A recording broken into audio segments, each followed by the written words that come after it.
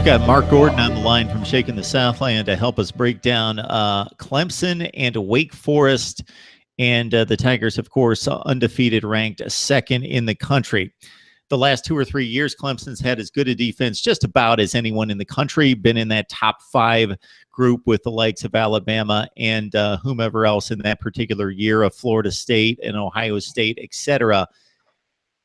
When I check off the boxes of what makes a great defense, this defense seems to check all the boxes. Is there a difference? So we've seen Clemson dominate most of the past 2 seasons on defense, but they've had the letdowns against Pitt, the letdowns. I don't want to call a letdown against Alabama because of their offensive personnel and their ability to score. But a Florida State game was close last year with, again, they're in a different league when they're at full strength as well. But this defense looks like it's not going to allow much of anything to anyone, regardless of who they play. Yeah, you talk about the letdown games in the last couple of years. The major area of concern has been the secondary for the Tigers over the past couple of years.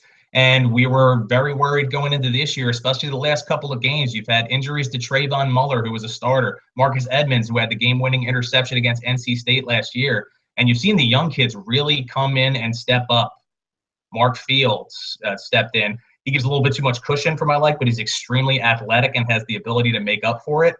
And Ryan Carter on the outside has, in my opinion, and you're talking about a lot of great names on this defense, he's been the best to me.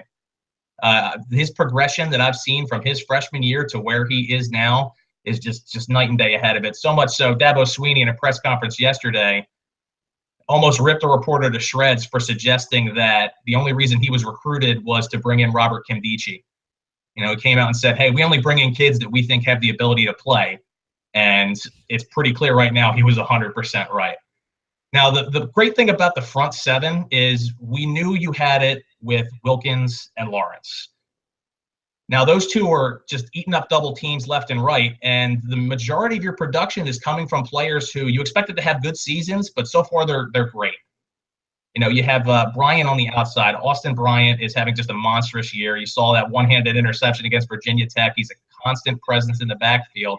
And the linebacking core, despite losing Ben Boulware, looks like it improved as Kendall Joseph and Dorian O'Daniel are both racking up double-digit sacks in the game.